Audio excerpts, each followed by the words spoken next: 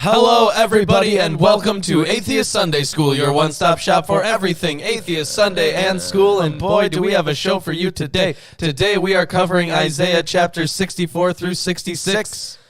Indeed. Bam. We are. And you know what? Today we are finishing Isaiah. Yes, we are. It's the end. This is the end of our journey. With this through particular Isaiah. with this particular prophet. We got some more coming up for you. We got more Bible after this. But this is the end of Isaiah. Yeah, we're going to be starting Jeremiah next week. Lots of stuff to cover there. When we get to the end of Isaiah, we'll have to talk about Isaiah as a whole. I mean, so yeah, that is tradition. That is tradition. We might have to go on a bit about it, but I'm glad you have Isaiah in the New Testament here. Yeah, absolutely, I do. Yeah, because we might have a few comments about the Jesus. Right? About the Jesus. Well, I'm sure we're going to be using that book a lot more once we get to the New Testament. Right. So we can directly go back to it. So either way, you know, there's not really much to say about these next couple chapters. What? Yeah. It's not like I have any introductory notes or anything like that. But what we do have are books. Yeah, we have the King James version of the Bible. I have the English Standard version of the Bible. We also have Eerdman's commentary on the Bible. Unfortunately.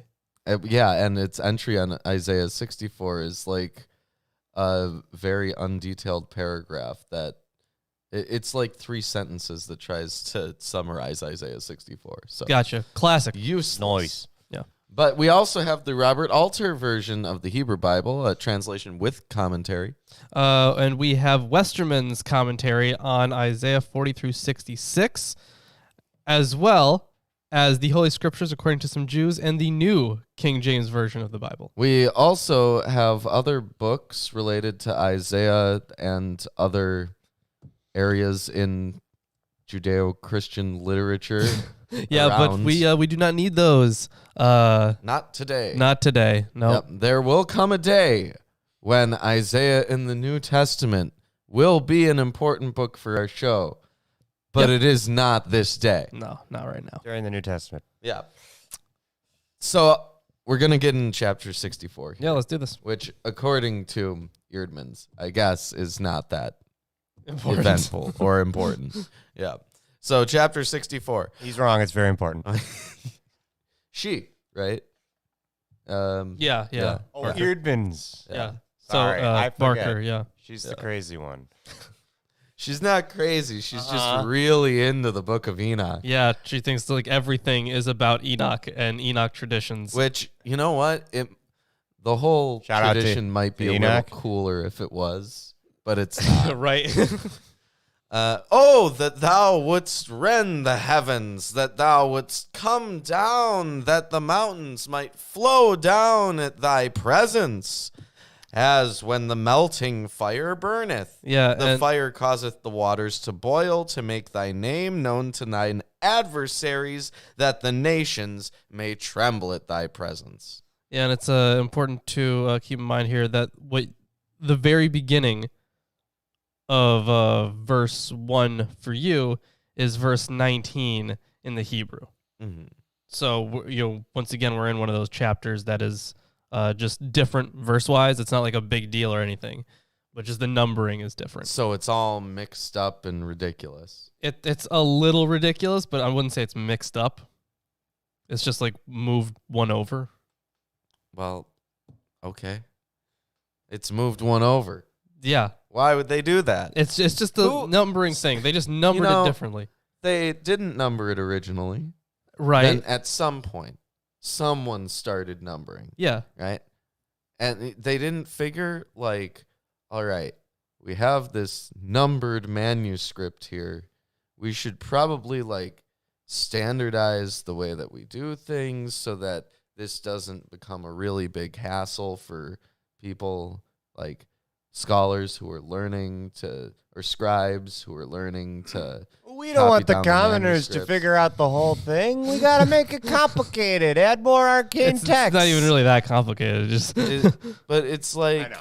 they unnecessarily change things between versions, and there's no. I mean, Telephone for you. the thing is that's not that hard to explain considering considering manuscript traditions in general. That's not really a surprise. Yeah, but this would be a huge problem for people, right? So if you're a theologian, right, and you're discussing with theologians of other distinct traditions within the greater umbrella of your faith, then you're going to have issues because theologians are the kinds of people who can say, well, in Mark 16:3, it says X, Y, and Z. It wouldn't be different in Mark, but Right, but they could say, like, in Isaiah 64:1, it says, and then the other person will be like, the hell are you talking about? That's not in Isaiah 64 at all, right? yeah. So it creates unnecessary complication. Well, what History. you gonna do? Yeah, welcome to that. Someone at some point started numbering it differently, and then other people started copying that, I guess. See, I don't actually know, but I mean, obviously it wasn't would be a original. natural error. Be mutated and then it'd be copied. Sure. Could be. Okay. Well, anyways, this is a nice little metaphor here. The melting fire that causes waters to boil, Yeah. right? So the nations are trembling like the boiling water. When thou didst terrible things which we looked not for, thou camest down. The mountains flowed down at thy presence. For since the beginning of the world, men have not heard nor perceived by the ear, neither hath the eye seen, O God, besides thee, what he hath prepared for him that waiteth for him. Thou meetest him that rejoiceth and worketh righteousness, those that remember thee in thy ways. Behold, Behold. thou art wroth. For we have sinned, in those is continuance, and we shall be saved. The wording in the KJV here. Yeah, is- look, you raged, and so we offended. When you hid yourself, we transgressed. Makes a lot more sense. Yeah, that's way better. Yeah, the note here, this line extends the theological understanding of 63:17. Israel's transgressions are the consequence of God's rage and the hiding of his face rather than their cause. Okay. But we are all as an unclean thing, and all our righteousness are as filthy rags, and we all do fade as a leaf. And our iniquities, like the wind, have taken us away. And there is none that calleth upon thy name, that stirreth up himself to take hold of thee. For thou hast hid thy face from us, and hast consumed us because of our iniquities. Lots of ands here. But now, O Lord, thou art our Father. So this happens again. Yeah. Yeah, that happened once before. Interesting. We are the clay, and thou art potter, and we all are the work of thy hand. Yeah, so you can, read into that multiple ways. One of the obvious ones is, the ancient traditions of ancient Mesopotamia and their mythologies. Right, like Adapa. He's made of clay, right? Was that his name? Yeah, there's Adamu, rather, maybe. Okay. So I forget the name. There's different names for the same character between Sumer and Babylon. And I get mixed up on them. And I also mix up the character names with the god names. And in fact, reading that literature, is kind of aggravating because of the names. Like there's so many, and they switch them up, and different characters do the same thing in different versions of the same stories, and it's all very confusing. Yeah, it does get confusing, especially when the names are so similar too. Yeah. So here's some commentary from Westerman. There's a feature here which is particularly subtle as well as profound in its theological implications. In verse 7, with its wa, is that the letter? Wow? Wa? It's in modern Hebrew, it's a vav. Okay. But in ancient Hebrew, it would be a wow. Wow. Okay. Adversative, which in Psalms of Lamentation often marks the transition from lamentation to confidence. The same words, "Thou art our Father," are used to testify to confidence in God after confession of sin had been used at the beginning. At the beginning in face of the simple lament at their suffering. It is to her Father that Israel turns in straits. Makes sense there. As in Psalm 139, being a creature, the work of your hands signifies belonging, trusting, or taking refuge. The prayer, which now ensues, is derived from the confession of sin.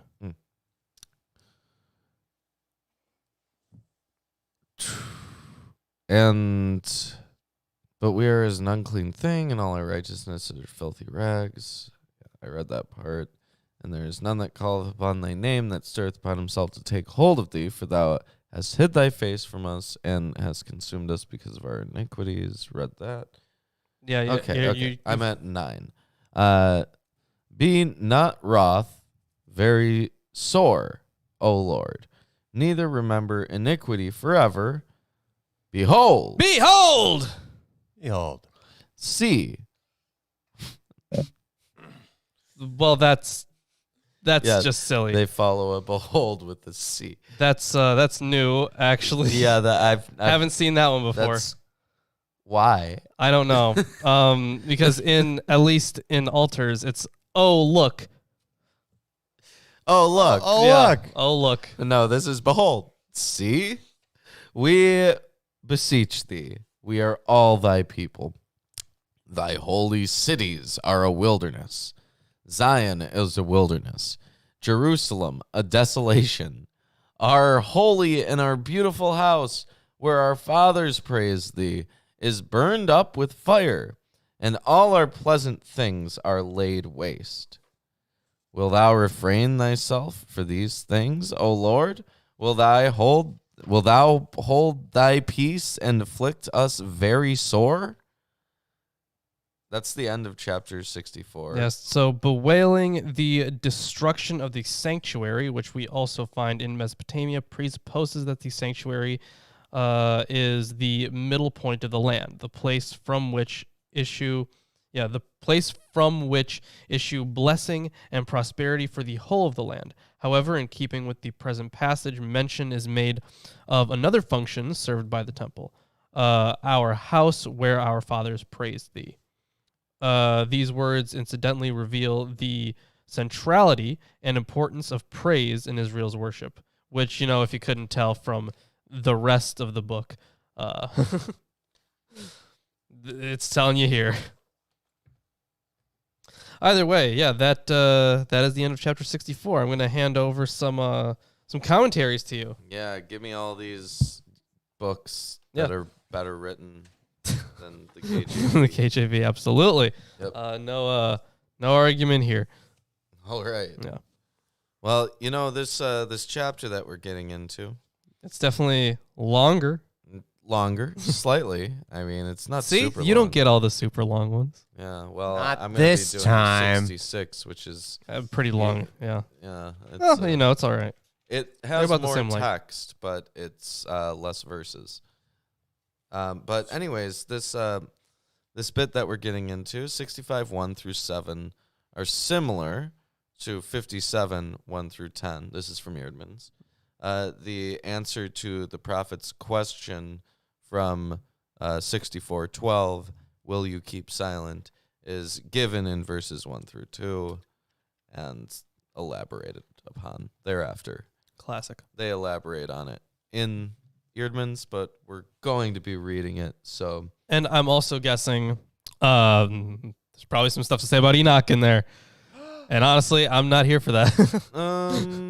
let me see. Oh no, there's not actually a single reference to Wow. Enoch in this first bit here. There are going to be some parallels with Ezekiel, Okay, sure. which I think would be better if we bring up when we get to Ezekiel, because we don't exactly have the context for that. Yeah.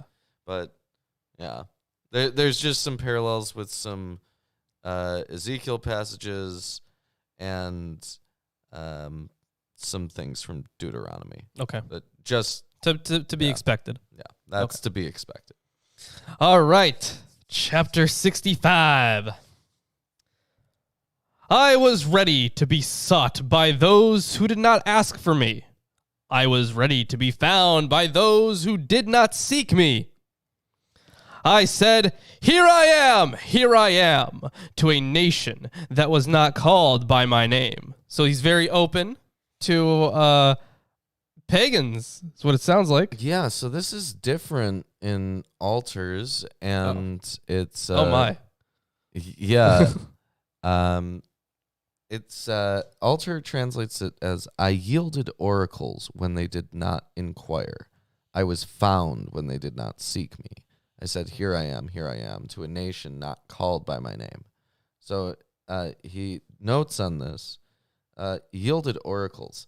The literal sense of the passive verb, nidrashti, is I was sought out. But darash is the verb that has the technical sense of inquire of an oracle. And it appears to be the meaning here, even though the people did not seek me in any sense, including inquiry of my oracles, I was ready to vouchsafe them revelation.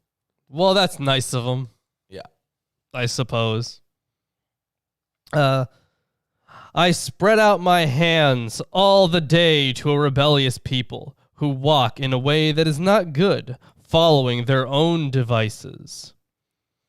Now, these rebellious people, you could imagine these would be the Jews, or it could still be referring to the pagans, I guess. But in that way, it would be weird to call them rebellious, right? Because they didn't have these instructions before. What verse? That's verse 2. Yeah. Verse 2. A wayward people. Okay. That's what altar Which would be says. different. Okay. Fair let's enough. See, Westerman's version. Oh yeah. Faithless, and then in colons, and rebellious. And colon. Okay. Great. KJV says Nothing important. rebellious. Okay. A people who provoke me to my face continually, sacrificing in gardens and making offerings on bricks. Okay, so yeah, these are pagans though. So these are Asherah type nature gods. Well, either way, it's not we Yahweh. have no specific information about this cultic practice of burning incense on bricks, although setting out incense on bricks for burning sounds plausible, and thus amending the received text seems unwarranted. And let's continue describing these people who sit in tombs and spend the night in secret places, who eat pig's flesh, and broth of tainted meat is in their vessels. So they eat unclean things, and who sit in tombs. There was that one Spanish king who sat in a tomb, and because it was like, you couldn't kill yourself, that was like a horrible thing to do. He just kind of sat in the tombs with the bodies and was just like, I envy you dead people. Yep. I forget which king it was. So sitting among the graves is something like ancestor worship, Sure. according to altar. Makes sense. Vigil stations. Does yours say vigil stations? In vigil stations, passing the nights. And flesh of pigs. Spend the night in secret places. Okay, so vigil stations. The Hebrew Netzerim is opaque, but it derives from a verbal stem that means to watch or guard, hence this conjectural translation. What appears to be involved is a practice of waiting through the night for some sort of epiphany of a god, perhaps a chthonic god, because of the nocturnal setting. The eating of pigs is obviously prohibited. Yeah. Unclean things. Can't have any of that. And the broth. Eating the flesh of pigs and broth of foulness in their pots. Yeah, so it's not just the flesh. Mm-hmm. It's the other stuff that you can't eat either. Well, the broth, Masoretic text shows parak, a term not attested elsewhere. And this translation reads instead merak, the vehement inveighing against a whole set of paganizing practice does not appear in the previous chapters, and pagan or syncretic worship does not seem to have been an urgent issue either in Babylonian exile or in 5th century BCE Judah. One is led to the tentative inference that this is a prophecy dating from the last years of the Judahite monarchy, a time when, as other sources show, pagan practices were widespread. Either way. I'm going to see if Westerman has... Because I'm not really seeing that as a... It's just cultic impurity, according to Westerman. Oh, I definitely get that it's impurity. Absolutely. Mm-hmm. No contention there. Who say, keep to yourself. Do not come near me, for I am too holy for you. These are a smoke in my nostrils, a fire that burns all day. So he's sick of these people. Absolutely. He's fed up to them. He's fed up to them. No, he's fed up with them. That's the right word. Behold! The Hebrew kedashtika, Behold. is problematic. The reasoning behind the translation, I am not to be touched, is that to be kadosh, holy, is to be unapproachable, except by designated priests. Okay. The speaker may be saying, I have assumed a condition of kedusha, holiness, by my participation in these rites, and so no profane person is allowed to come near me. Obviously, because if you make contact with an unclean person... You yourself are unclean, you have to go through that whole like ritual. A week. Yeah. There's that whole ritual. Sucks. Yeah, so if you're supposed to participate in a temple ritual tonight, then you don't want an unclean person to touch you. You right? do not, no. So anyways, behold! Behold! It is written before me, I will not keep silent, but I will repay. I will indeed repay into their lap both your iniquities and your father's iniquities together, says the Lord. Because they made offerings on the mountains and insulted me on the hills, I will measure into their lap payment for their former deeds. So the mountains... This is sounding very high-placey. Yeah, the parallel structure of mountains and hills follows from biblical poetry, but their use here again points to nature worship, like the gardens in verse 3. Or it could just be a high place. Could be. But I do see the at least poetically speaking, the connection with the nature worship. Because it's, right there. Yeah. Either way. Thus says the Lord, as the new wine is found in the cluster, and they say, do not destroy it, for there is blessing in it. So I will do for my servant's sake, and not destroy them all. So. Wait, hold on. This is sounding very familiar to me. This is sounding very Revelation to me. So you have this new wine, and they're saying, don't destroy the new wine, for there is blessing in it. That's interesting. So here is what I want you to do, Ruben. Can you flip to Revelation 6? I think it's Revelation 6. Yeah, it should be. Ah, classic. New King James. Yeah, Revelation 6, and I think it should be, I think it's verse 5, if I'm not mistaken, maybe verse 4. But that language of not destroying the wine, now I did go over it in the Horseman video, the Heavenly Horseman video, and that did have some, it did have its place, historically speaking, because there was a famine, but I feel like this language... Yeah, Revelation 6:6. Ooh. And I heard a voice in the midst of the 4 living creatures, it's referencing the horsemen, saying, a quart of wheat for a denarius. The 4 living creatures, not the horsemen, but still. Okay. And 3 quarts of barley for a denarius, and do not harm the oil and the wine. Yeah.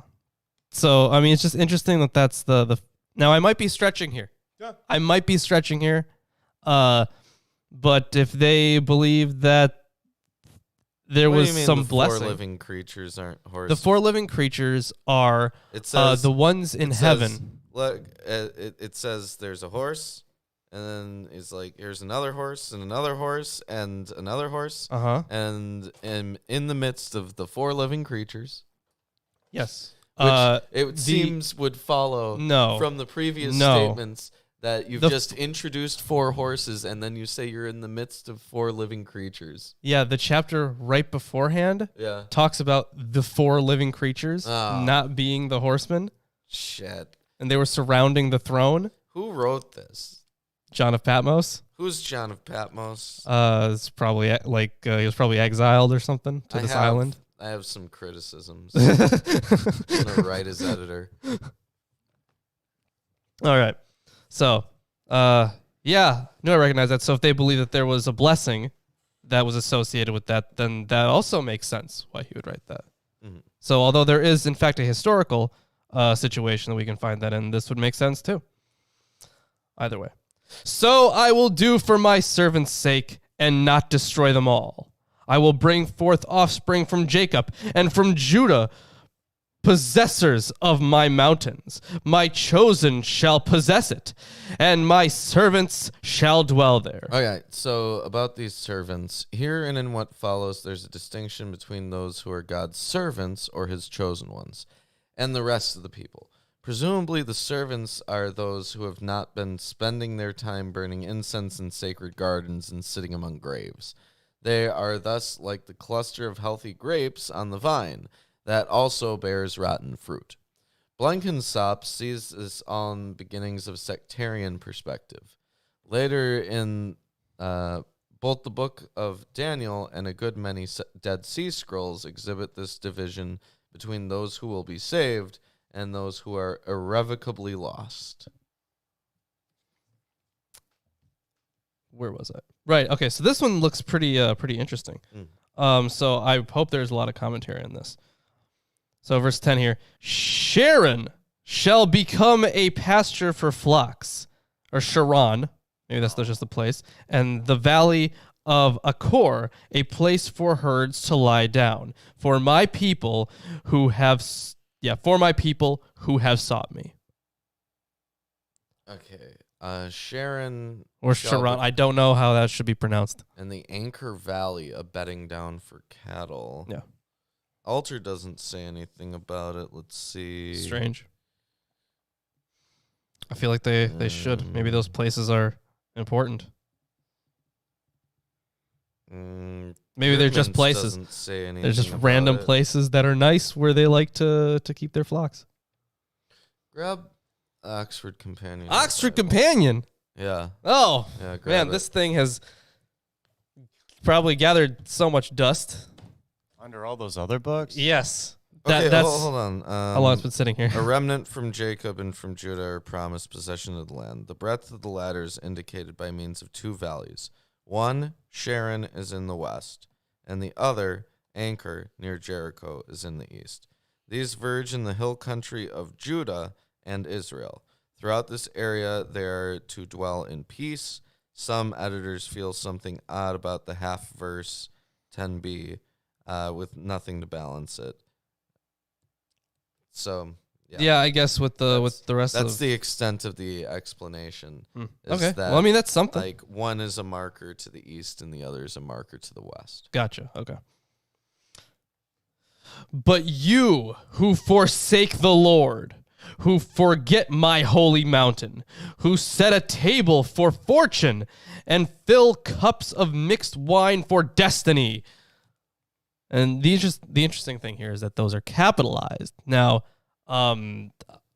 Well, you'll be happy to hear I'll be happy to hear something. that in Alter's version, this reads, starting from, that was verse 11, right? Yes. As for you who forsake the Lord, neglecting my holy mountain, who lay out a table for the good luck god, and fill bowls of mixed wine for the god of fate.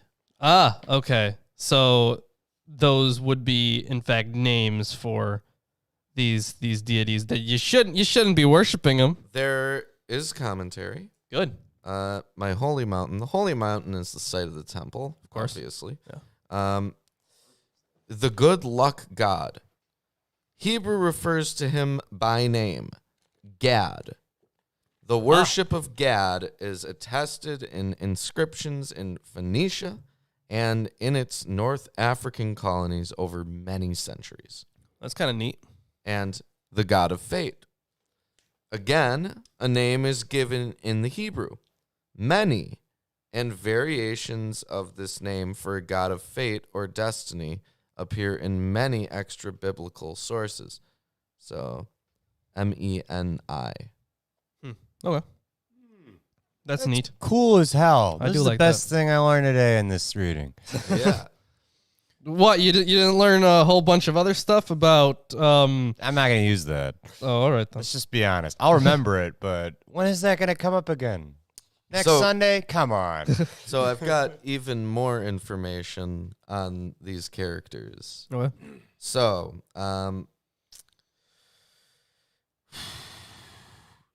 the other thing, open idolatry. Gad and many are gods of fortune. Gad being a Syrian deity preserved in personal names such as Baal Gad. See Joshua 11:17. And Migdal Gad, Joshua 15:37. The name is also attested in inscriptions in Phoenicia and at Palmyra. He references Muhlenberg.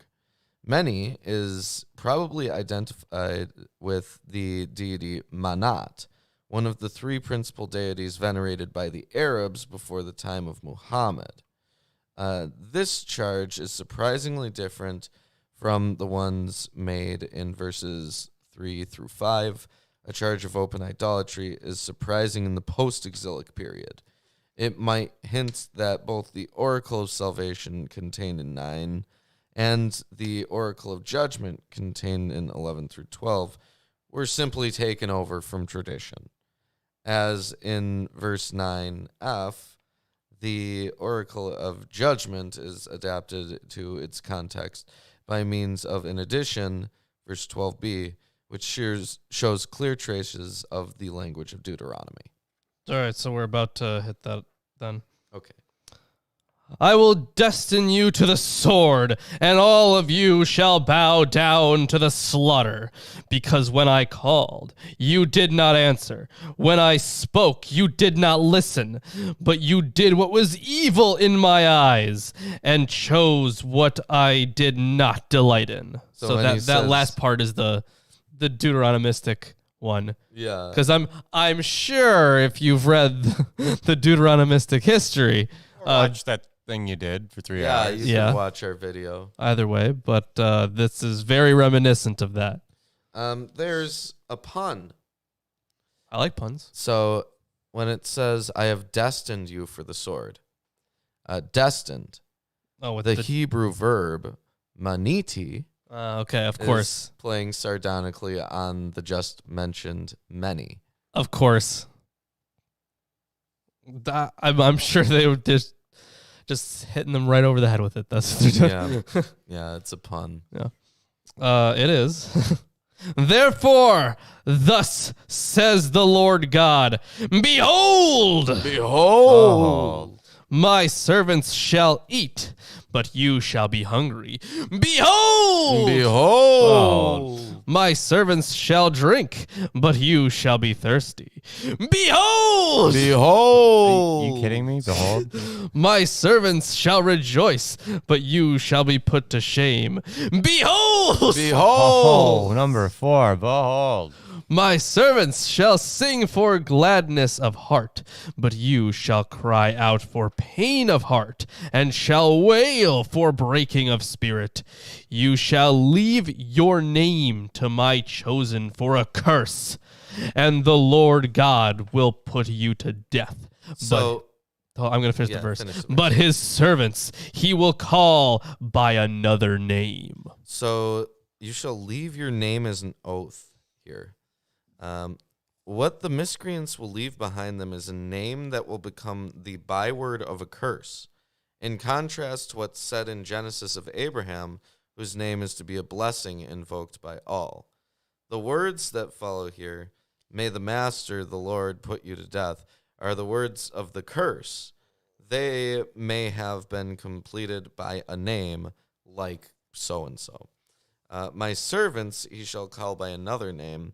Either there is a collective name for this group of paganizers that now must be replaced. And we talked about that last week too, right? The changing of their name. Yeah. Yeah. Or the individual paganizers bear names in general currency, and so new names are required. Huh. All right.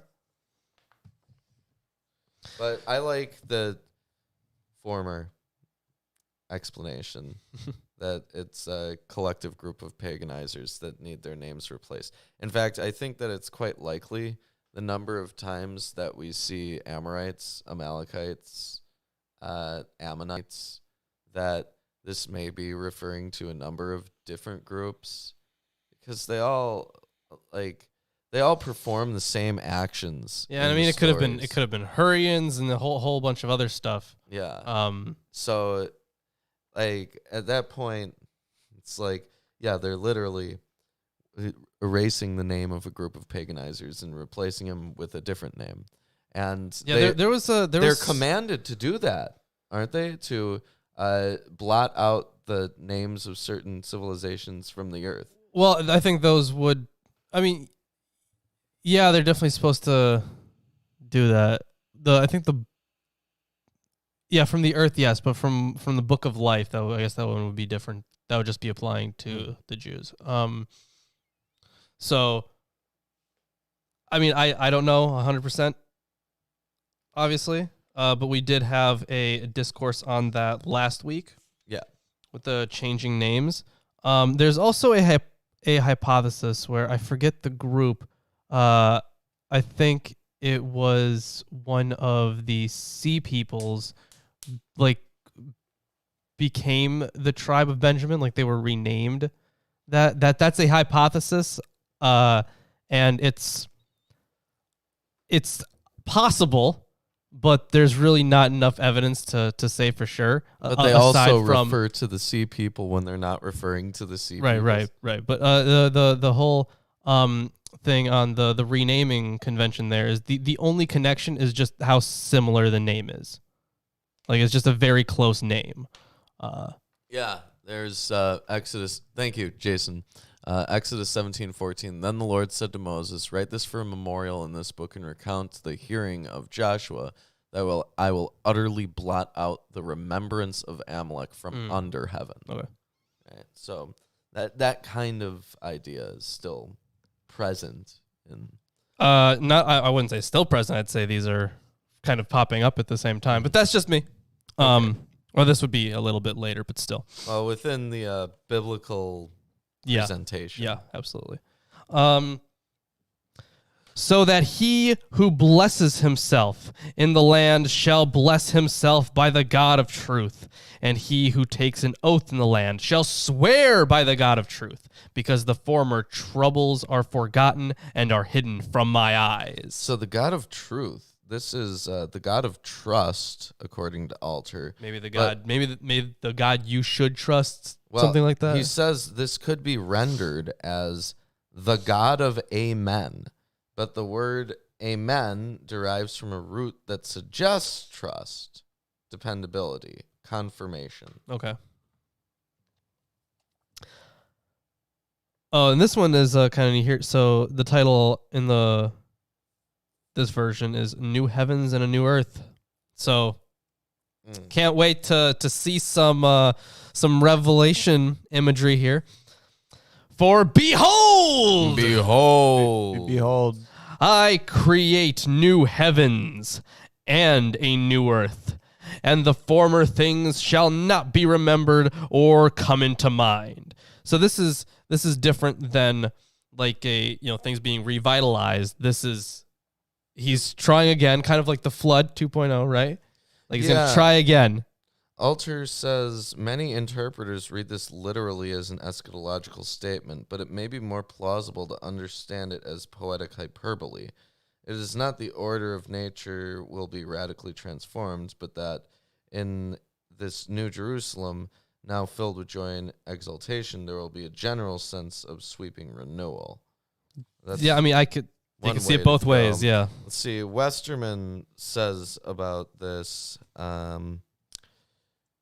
here. Okay, in Deutero-Isaiah, the verb bara was used in the sense of the new creation, 41:20. Here, too, new means the miraculous transformation, as again in Deutero-Isaiah 42:9, 43:19, 48:6. The words, I create anew the heavens and the earth, do not imply that the heaven and the earth are to be destroyed, and in their place a new heaven and earth are to be created. Well, I wouldn't say destroyed, but like if you destroy things that are on the earth and then build there again, he says, you could, like, you're not replacing the earth, obviously, but... So check one of the Christian Bibles that you have, Revelations 21:1, 2 Peter 3:13. Well, I'm going to check Revelation 21:1. Yeah. So, then I saw a new heaven and a new earth, for the first heaven and the first earth had passed away, and the sea was no more. Yeah. So that's Revelation stuff. Yeah. So, new heaven and new earth is that's straight up eschatological. Yeah. The apocalyptic idea is that the earth will be destroyed and replaced by a new one, as in Revelation 21:1. But that's not what's occurring here. So this is not an eschatological statement. Instead, the world designated as heaven and earth is to be miraculously renewed. Well, I could still see how that would be interpreted as eschatological. Yeah, and Barker, I'm sure you can guess, says... Let's figure out what Enoch has to do with this, shall we? So, she says 65:17 through 25. Describe the renewed creation which follows the Day of Atonement and Judgment. The closest parallel to this text is the Enochic account of renewing the earth after the fallen angels have been judged. 1 Enoch 10:17 through 11:2. This is the oldest material in 1 Enoch. Wait, what was the chapter again? 10:17 through 11:2. The Book of Watchers. No. And since the compiler... No, just no. And since the compiler of Genesis knew of the fallen angels, Genesis 6:1 through 4, it is likely that Trito-Isaiah, his younger contemporary, knew the Enochic description of the renewed creation. Parker, please. It was Zool and his ghost army. It's always Zool and his ghost army. No, it can't be. It was really Zool and his Yeah, ghost right. army. It's just always calling out for those ancient texts. Like, you got to look into them. They're telling us more than you could believe. Uh-huh. All right, Be ready, Enoch. Let's continue here. But be glad and rejoice forever in that which I create. For behold! Behold! I create Jerusalem to be a joy, and her people to be a gladness. I will rejoice in Jerusalem, and be glad in my people. No more shall be heard in it the sound of weeping, and the cry of distress. So that's kind of the whole point of the new Earth. Yeah, and it's returning to that idea that was established earlier. I forget in what chapter, where they talk about how everything's going to be peaceful. There's going to be no need for the walls anymore. Yeah. So it kind of goes along with that. So I would say that John of Patmos was just fairly on point, honestly. Maybe. It doesn't mean that he named things well. No, the 4 living creatures. Come on. It was fine. It was fine. You just gotta read it. I did a whole video about this. I bet you didn't even watch it. I probably watched it. Doubt it. At some point. All right, There's too much Bible stuff, man. There's quite a lot of Bible stuff. Let's not lie here. All right. Yeah, so no more shall be heard in it the sound of weeping and the cry of distress. No more shall there be in it an infant who lives but a few days, or an old man who does not fill out his days. For the young man shall die 100 years old, and the sinner 100 years old shall be accursed. So this isn't like a lifespan thing. It's not only will a person have an extravagantly long lifespan, nearly 2 or 3 times the actual average longevity in ancient society, but he will come to his end after a century in the vigor of his youth. So, okay. Like, the important thing is that he remains young, essentially. Yeah. Physically. They shall build houses and inhabit them. They shall plant vineyards and eat their fruit. They shall not build and another inhabit. They shall not build for another to dwell. This, of course, would happen when the land was conquered. It's not, however, an inevitable inference that this prophecy is post-586 BCE, because the imminent prospect of being conquered and dispossessed was ominously evident through the last century and a half of the Judahite monarchy, as Assyrian and then Babylonian armies threatened Jerusalem and other Judahite cities. Yeah. At a very trifling time. Yep. Must have sucked for them. Yep. They shall not build and another inhabit. They shall not plant and another eat. For like the days of a tree shall the days of my people be. And my chosen shall long enjoy the work of their hands. So, yeah, they're going to do stuff for themselves and they're going to live a long time. They shall not labor in vain or bear children for calamity. So, they're not going to die in infancy. For they shall be the offspring of the blessed of the Lord, and their descendants with them. Before they call, I will answer. While they are yet speaking, I will hear. The wolf and the lamb shall graze together. The lion shall eat straw like an ox, and dust shall be the serpent's food. So, yeah, you remember Jubilees, right? There was all that stuff about they had those parallels with the lions. And, that part where fucking what's his face? With Esau and Jacob, they're gonna get along. Or someone's saying they're gonna get along, but they're like, no, yeah. It's like saying when pigs fly, right?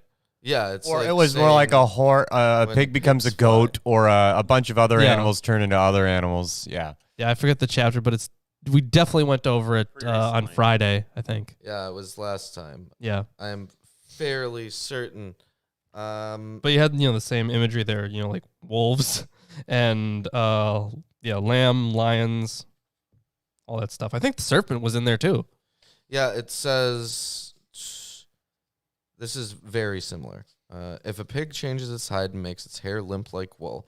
This is Jubilees 37:18 through 23. Okay. So it says, Then Esau said in reply to him, Neither humankind nor serpents have a true oath that they, once they have sworn it is valid forever. Every day they desire harm for one another, how to kill his enemy and opponent. You hate me and my sons forever. There's no observing of brotherly ties with you. Listen to what I have to say to you. If a pig changes its hide and makes its hair limp like wool, and horns like the horns of a ram, and sheep go out its head, then I will observe brotherly ties with you. The breasts have been separated from their mother, for you have not been a brother to me. If wolves make peace with lambs, so that they do not eat them or injure them, and if they have resolved to treat them well, then there will be peace in my mind for you. If a lion becomes the friend of a bull and a confidant, and it is harnessed together with the yoke and plows as one yoke, then I will make peace with you. If the ravens turn white like a pelican, then know that I love you and will make peace with you. Mm. Right? Yeah, so the only thing that isn't there then would be the ravens turning white. Yeah. Which was the cool one. Because where the hell did they see pelicans? And that's the question. Yeah. So that bit is straight Jubilees. Yeah. Probably predates Jubilees. Yeah, I'd say so. Pretty certainly. Yeah. But that, wow, what a coincidence. Good stuff. See, this is just what happens on this show. We time things perfectly, just like this. Oh, yeah. It seems synchronatic. We line them up and then we knock them down. Yeah. That's exactly what we do. They shall not hurt or destroy in all my holy mountain, says the Lord. And that is the end of chapter 65. If you guys are enjoying the stream so far, drop a like, subscribe, all that good stuff. We got one more chapter to go, but Do you hear something? yeah, I hear something very strange. Never heard it before, ever. Woo. Behold, I am your Lord and Savior, Jesus Christ, and I want to let all you heathens and sinners know that I support this wonderful episode of Atheist Sunday School. Lawrence and Reuben try their very best to bring you the true glory of the Bible, and they need your help. They have provided links to their Patreon page and other social media just for you.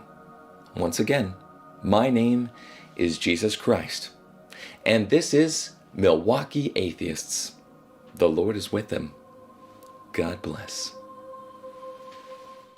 Egads! Jesus Christ. Thank you for dropping by and, saying hello and trying to help us out.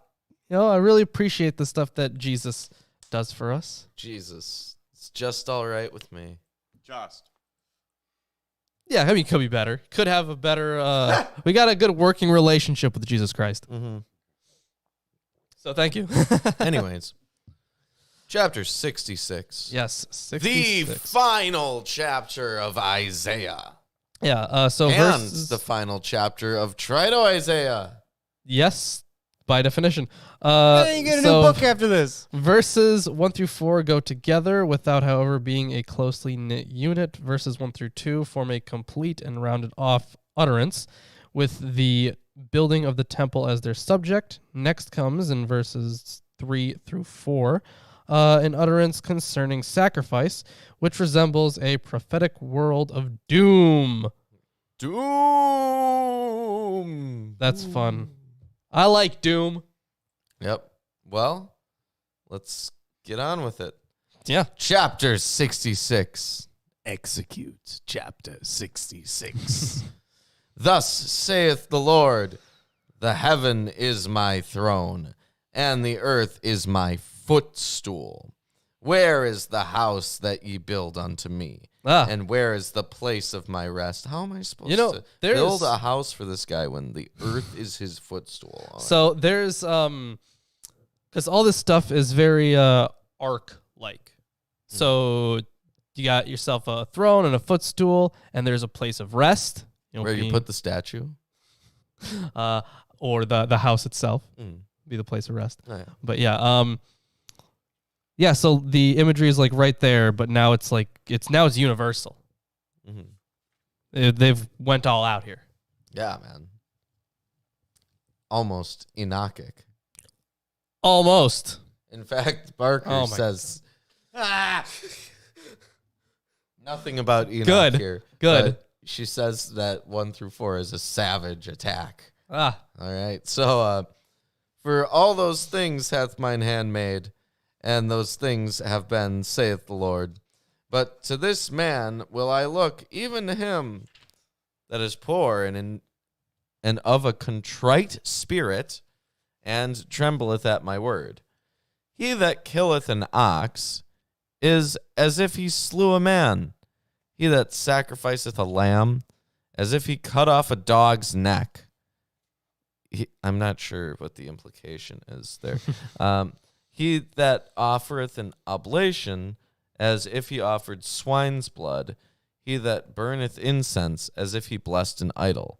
Yea, they have chosen their ways, and their souls delighteth in their abominations.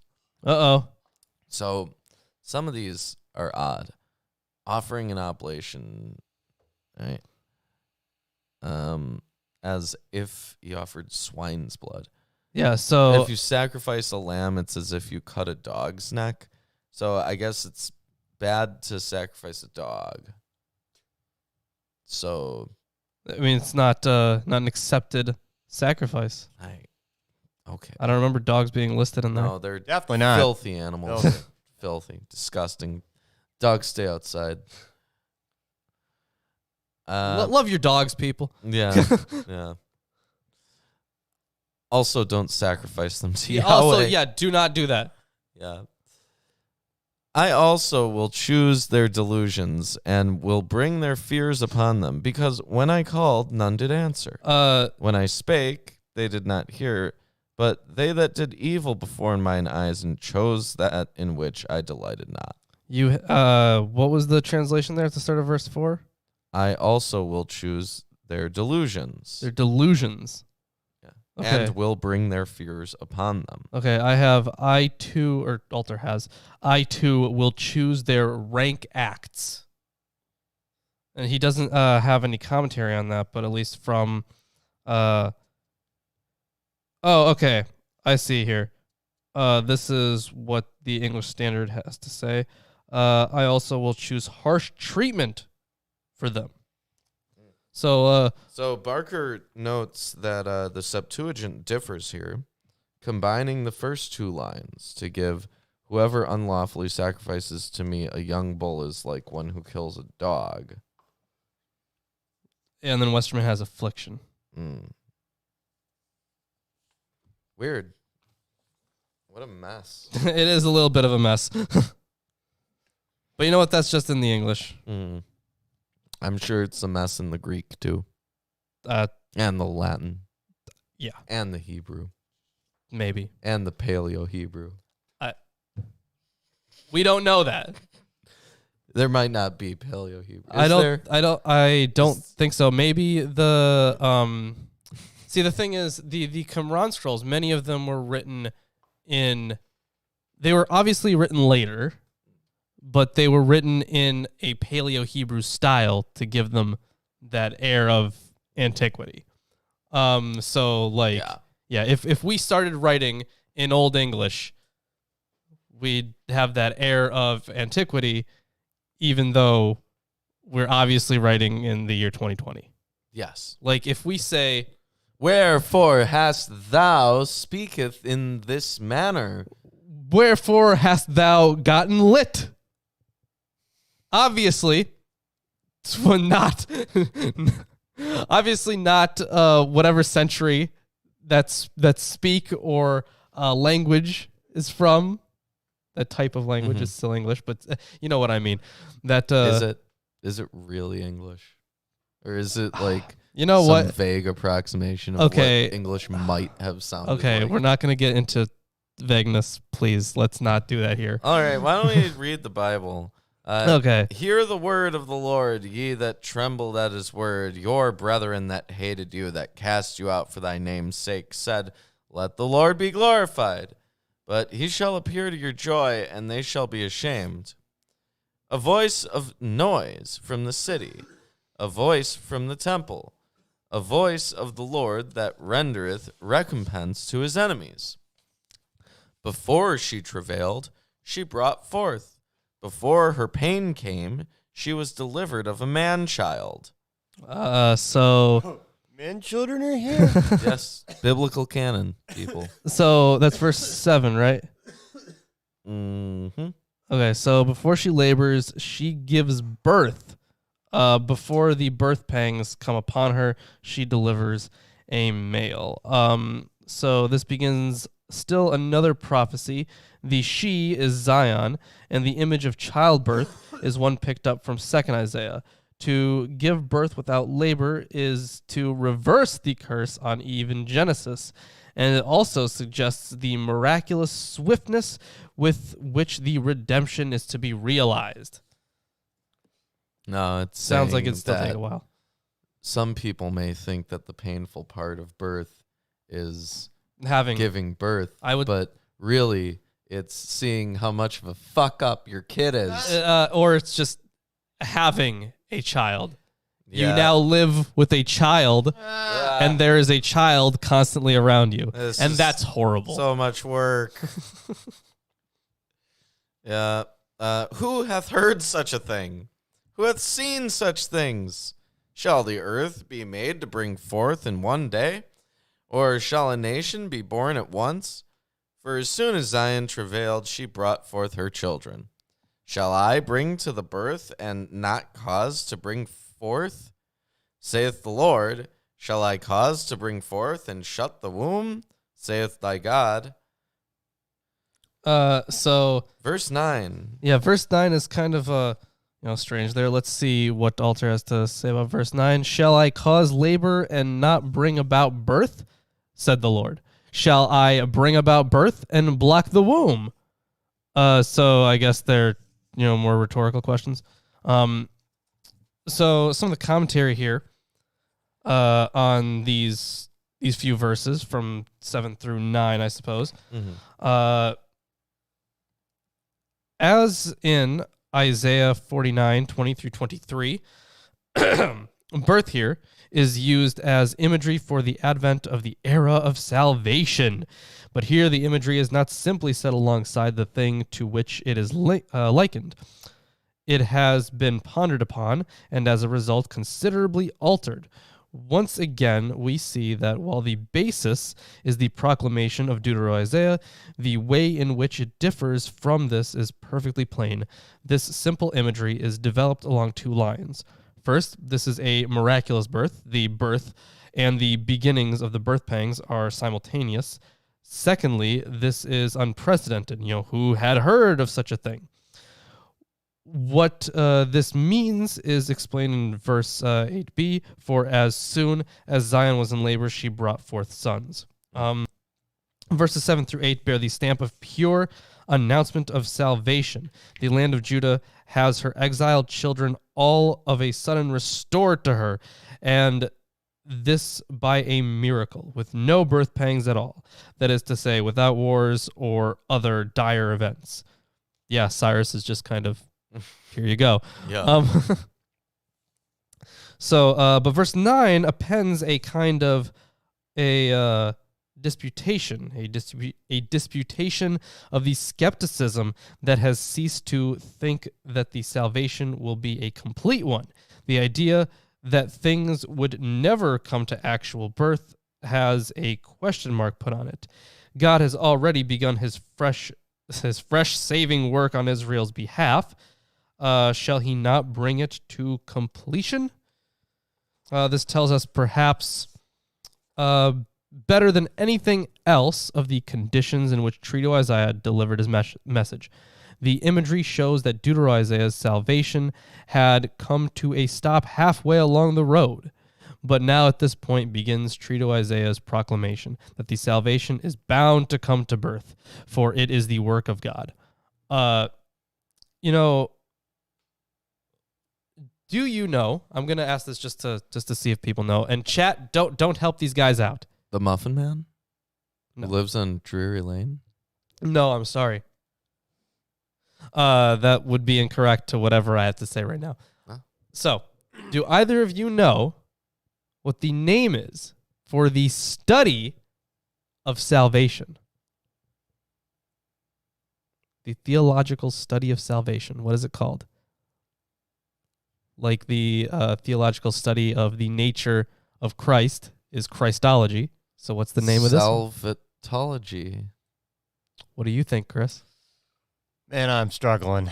I liked his answer. That was really close to what I was going to say. It's soteriology. Soteriology. Yes. Well, Yeah. I've heard the word. I feel like I'm going to forget it I'm again. sure. All right. Well, I'm either way, not going to refer to soteriology anytime soon. that's fine. It's kind of like the least interesting ology. I'm going to call it salvationology. Yeah, that is a really uninteresting ology. Christology is the best. It's just Is so it? much fun. Gotta sub- It is so. Right. What about angelology? Angelology is all right. What about demonology? Demonology is pretty cool. Yeah, Well, what about theology? it's very vague. What about, I don't know. Gee, What about I'm psycho- a tree. Gee, I'm a treeology. I've heard better. Okay, well, rejoice ye with Jerusalem, and be glad with her, and all ye that love her. Rejoice for joy with her, all ye that mourn her, that ye may suck and be satisfied with the breasts of her consolations, Aren't we all? that ye may milk out and be delighted with the abundance of her glory. Jeez. For thus saith the Lord, Behold, Behold! Hey-ho. I will extend peace to her like a river, and the glory of the Gentiles like a flowing stream. Then shall ye suck and be borne upon her sides, and be dandled upon her knees. Wow. What a verse. Dandled? Yes, dandled. Dandled. I understand that sounds like it could be a word. What does it mean?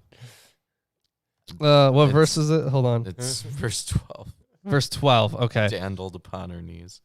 For thus said the Lord, I am about to stretch out to her, well-being like a river, and like a rushing brook, the glory of nations, and your babes shall be born on the hip, and on knees they shall be dandled. How many Christians? Did not help. Nope, did not help. How many Christians do you think know that there's a lot of language in the Bible about sucking Jerusalem's titties? I did not know. Of I was course- not a Christian, but I was around a bunch, forced to be around them, and of course nobody it's- brought that up. It's motherly imagery, right? Motherly. Yeah, but it's it's in there. Yeah. What? Way more than you would have guessed. Wonderful. I'm so happy that there's an entire segment of the population that believes that this is the arbiter of moral truth. You're Don't you want to suck Jerusalem's tits? Suck Jerusalem's tits. That's what they're there for. That's what real Zionism is. Oh my God. As one whom his mother comforteth, so will I comfort you, and ye shall be comforted in Jerusalem. And when ye see this, your heart shall rejoice, and your bones shall flourish like an herb, and the hand of the Lord shall be known toward his servants, and his indignation toward his enemies. For, behold, Behold! Hold on, before we jump into what's after behold.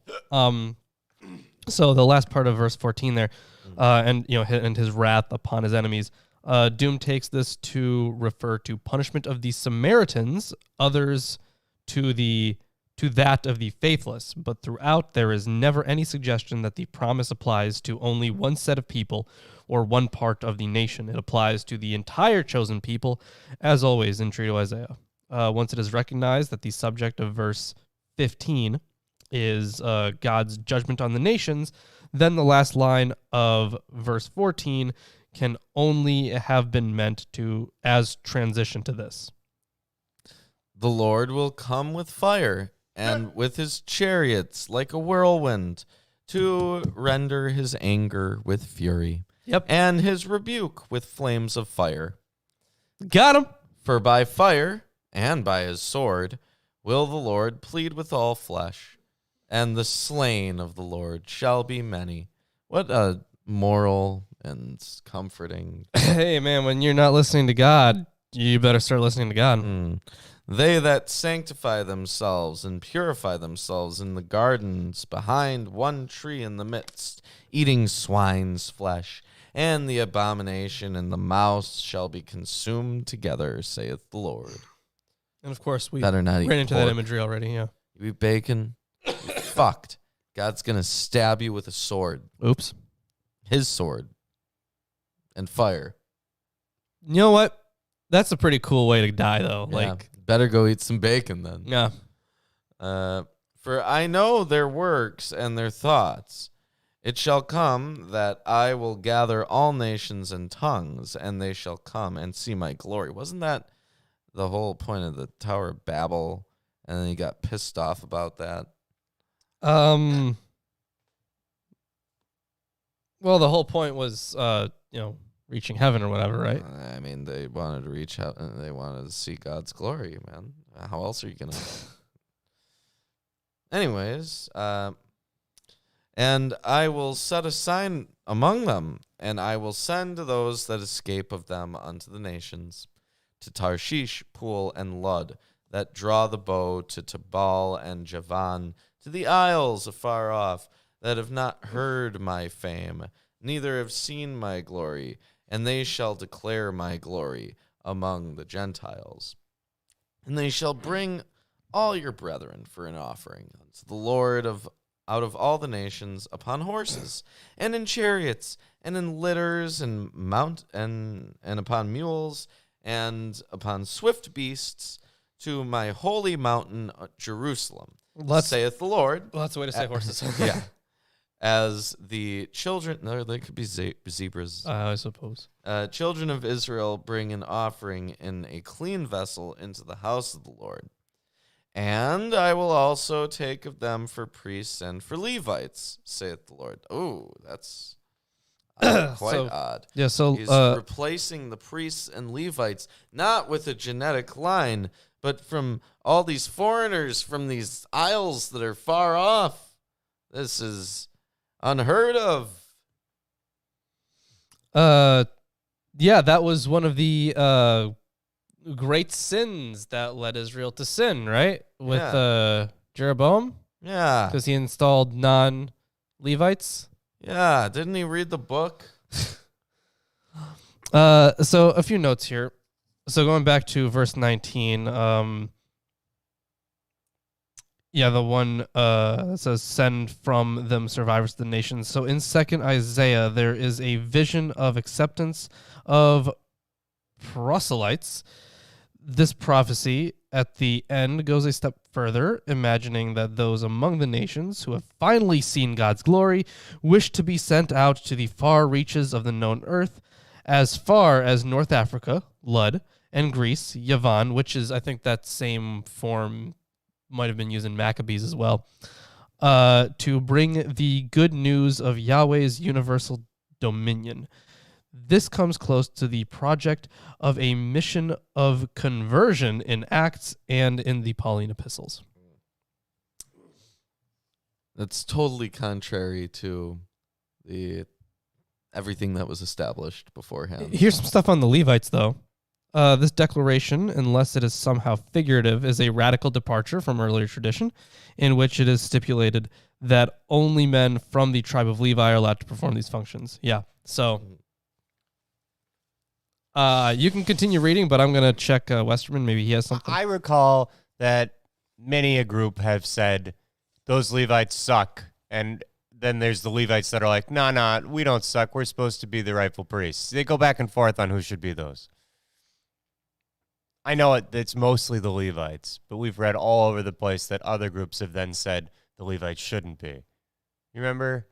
No. Oh, jeez. It's been a long time. That rivaled the Aaronids. Yeah, are you thinking of the start with the Zadokites? Yeah, partially. That's but one of them. The Zadokites would be they were Aaronid descendants, No. I think. So, But they were a different line. yeah. Either way, I recall contention for those positions because it's a free seat. And, they want that. Free meals. Yeah, free meals. Lots of work, though. Yeah. You don't really have much choice in what you do with your life. So anyways, so this final verse in the passage, that being verse 21, yeah,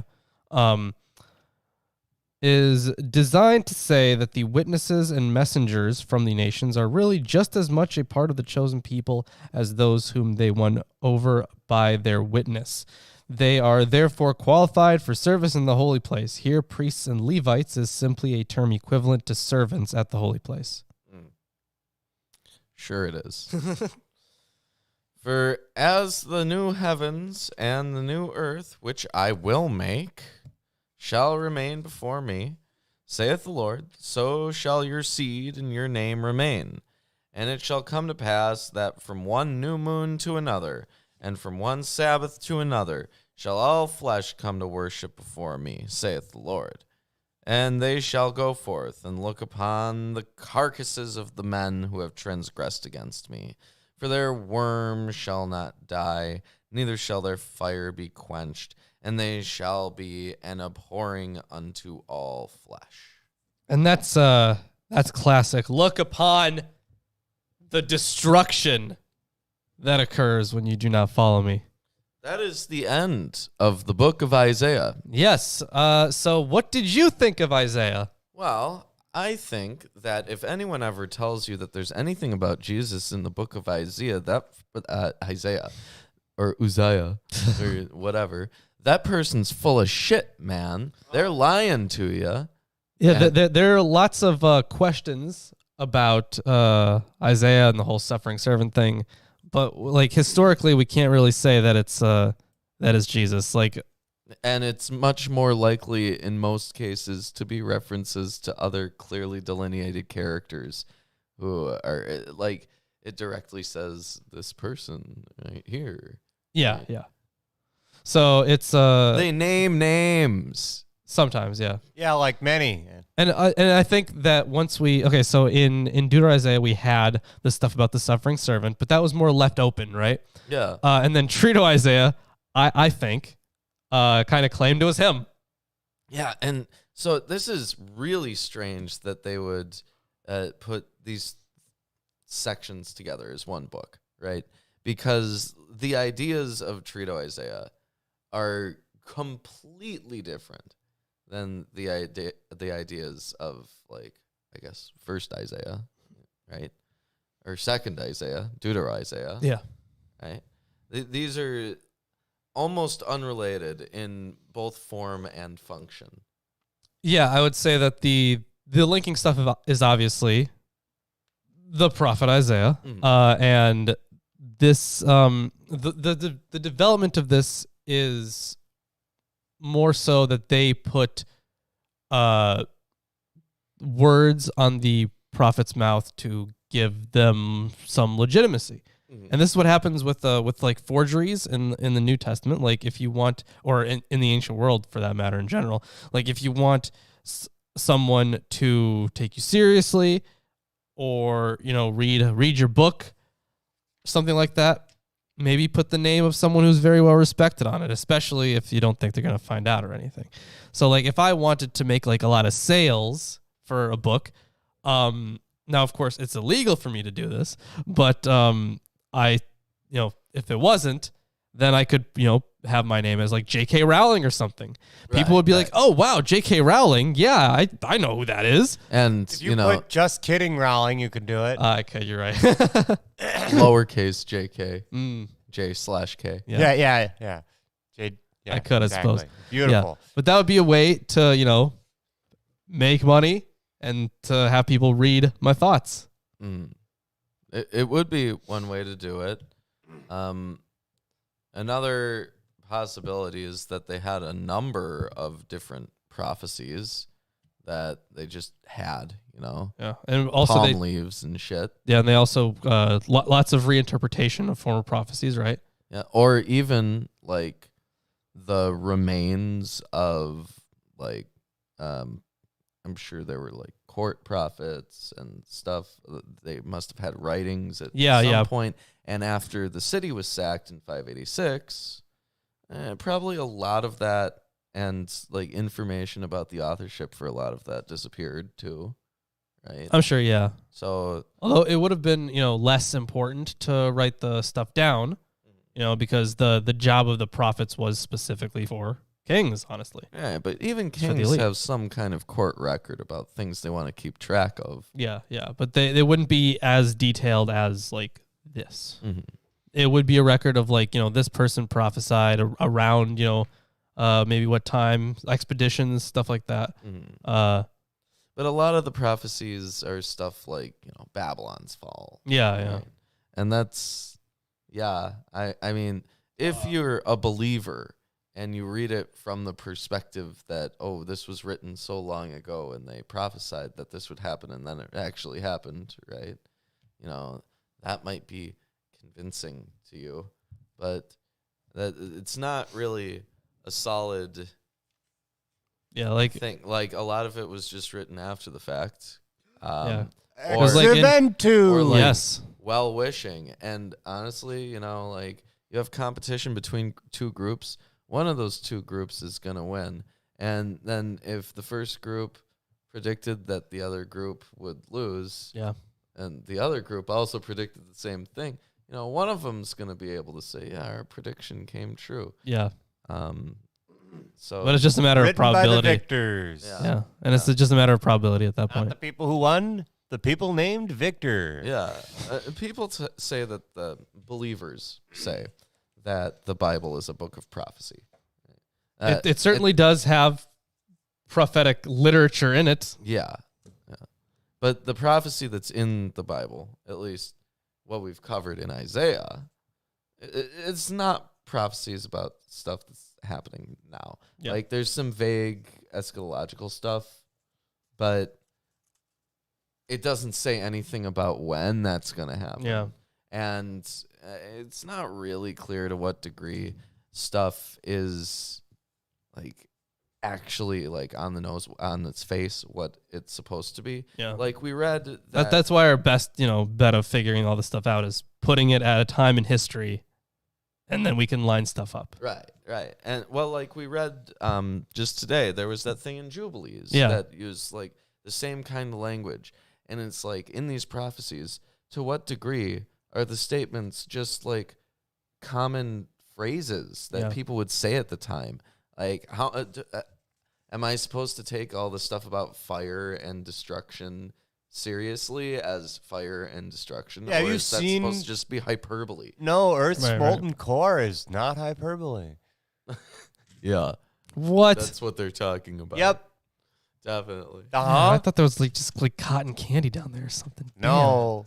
There's an angry Delicious. volcano god, and it'll piss everyone Well, off of that I course. say that.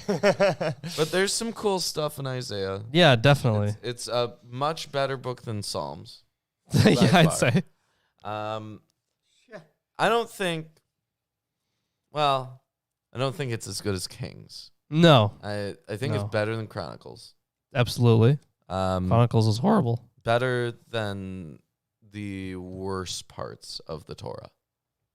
Yeah. I think Job was better. Yeah, Job was way better. There you go. Ecclesiastes was Is better. the best. Is Yeah. still our top tier. It seems like there's a lot of confusion about what things in Isaiah are actually referencing what. And Yeah, definitely. Like, there's not a lot of agreement there in the people that we were reading from. Yeah.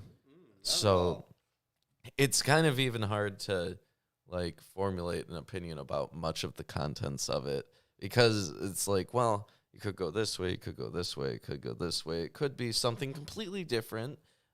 And it's not clear, because each of them, like even Barker has some pretty good arguments for some of her First Enoch stuff that she references. I'm not going to say that her First Enoch theory is totally solid, that it's not. But there's a few points at which I would say there's a connection at a few points. Yeah, there's sure. parallels. So, like, you can bring that up in any of these. They each have their different interpretations of it. So, like, it's not as clear as a book like Genesis, right? Yeah. For Genesis, we can say definitely none of it is historical facts, right? There was never an Abraham. Right. But Isaiah, Which, by the way, I'm still working on the video on the historicity of the patriarchs. oh, good. Yeah. I don't know. That's basically my thoughts on Isaiah. It's a odd book where it would be nice if the biblical scholars could come to a consensus about it. Yeah, but when you have a book that's so difficult, it is hard to do that. Like, we could ask the same thing about Job. Like, hey, it'd be nice if you guys just came to a consensus about everything. Yeah, Now, I don't think that there's much for like believers to gain from Reading the book this? of Isaiah. No, Yeah. I don't like. There's no like real life lessons that are in there. A lot of it's just like prophecy. These enemies of Israel. Not to and what's going mention, to happen to this book had a lot of weird, manipulative parents, and then the kids just going with it. Don't you remember that? No, Are you that's thinking the of other Jubilees? book. Yeah, again. Yeah. That's right. Yeah. No, this book was just a bunch of tales of history, wasn't it? Yeah, it was prophecies. There was some historical stuff, definitely. Put how they felt about these things. That's right. Mm. Yeah. Well, I mean- Israel gets dicked all the time, and then it's also being patted on the back all the time, and then being reborn all the time. This just seems to be the pattern of the writings, I guess. Haven't we read things like that before already too? We read stuff like this. Yeah. But now we're like deep. Now we're getting deep into the prophets, so it's I gonna be see. more stuff Well, like this. The question is, who is this for? Right? Who is the intended target audience of the book of Isaiah?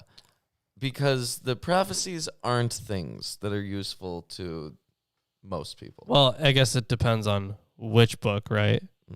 Well, like, try to They- Isaiah, right?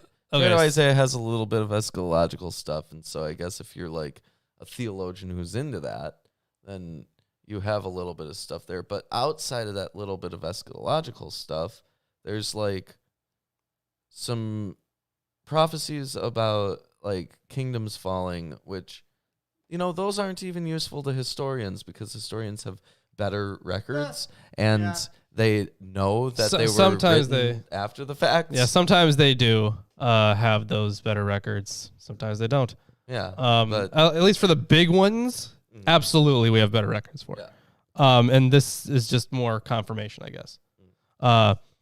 So there, it is tough to say, but I would say that it is written for the general is generally the Israelites, the exiles. So, I mean, what does it serve the Israelites? Hope. I don't know. Is it just like because if it's written in exile, right? Yeah, it could serve for a purpose of hope. If it's written after exile, it could serve as a purpose of like, here's what we got wrong before. Let's do this other thing. Let's do this differently because this is what we were getting wrong before. Right.